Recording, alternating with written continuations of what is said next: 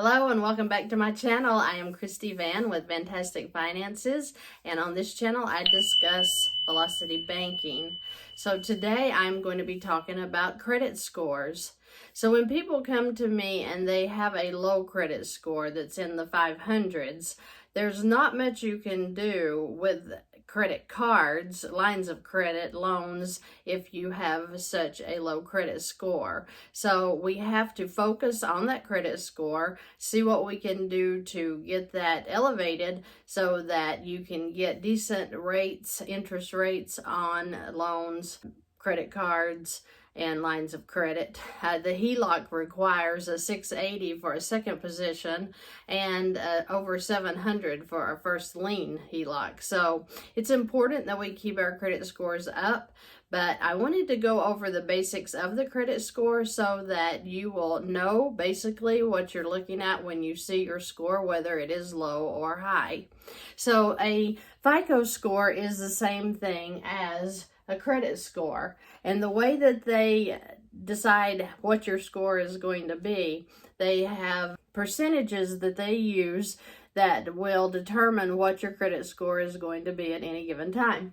So 35% is based on your payment history, 30% is the amount of total debt that you currently have, 15% is the length of credit history that you have. How long have you had credit? You know, if you got a credit card when you were 19 and you're 50 now, have you been keeping the credit card active? And, what's your standing with the credit card? So they want to know the length of history that you have.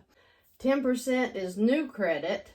10% is your credit mix. So do you have auto loans, mortgages, credit cards, HELOCs, lines of credit?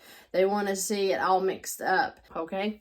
So the best way that you can go about increasing your credit score is, let's see if we can maximize that credit limit. So if you have 2 or 3 credit cards, if you just have one, you could apply for multiple credit cards, or you could call your company and ask if they will do a limit increase. Because if you have a limit increase, then that gives you a larger line, and then it makes your utilization go down depending on what you're using.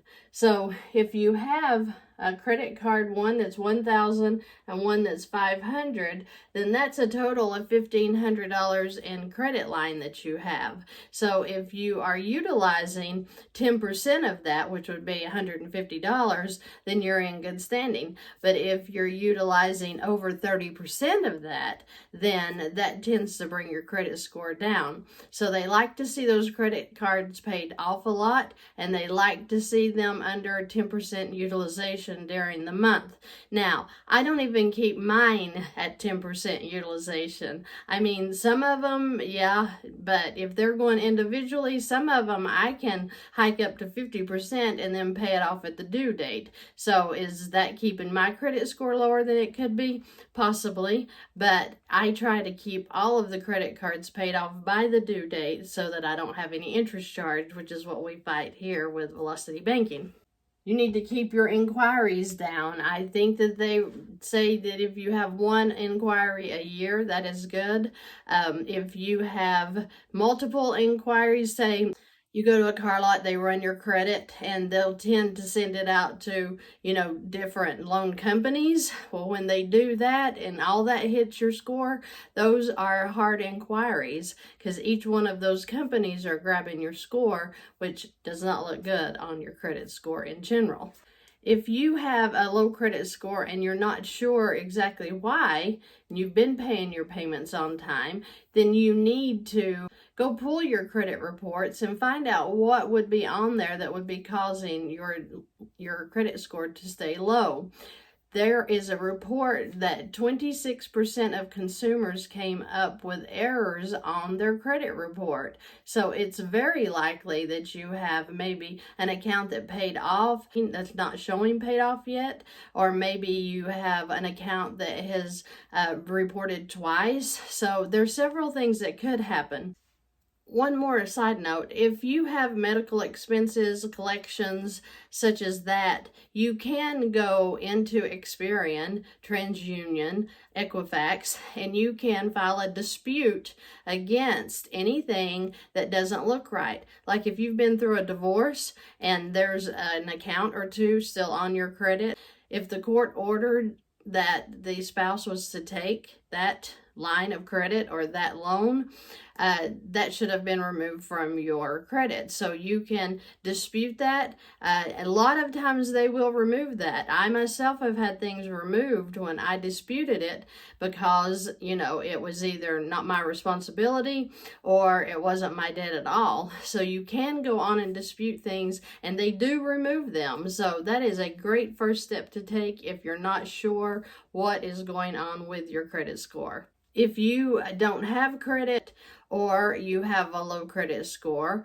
you could also ask a good friend or hire trade lines or something like that that will allow you to become an authorized user on someone who currently has a credit score of 800 and above. When they add you as an authorized user, that automatically will bring your credit score up because that person's credit is being reported that you are an authorized user, and they will increase the score based upon that. So if I were to do that, I would not allow the person that I was adding as an authorized user to use the credit card. I would not give them any information on the credit card. I would obtain the credit card myself. I would have it mailed to my address so that I was in possession of that card, because if someone does get a hold of your credit card after you've made them an authorized user and they are frivolous spenders, then they could really mess your credit up. So you need to be really careful if you go to do that. But if you want to help a friend, you want to help them with their credit score, that is an excellent way to raise credit scores really quickly. If you want to go another route, you could start building your own credit. Try getting a credit card. If you can't get one for whatever reason, do a secured credit card. If you put $100 down at a bank, then they'll give you a $100 credit card. That is really good for establishing credit. That way you will have your own credit. It'll start establishing. When that gets built up, you can have the credit limits raised. After that, you could go do a loan just to have that mix of credit.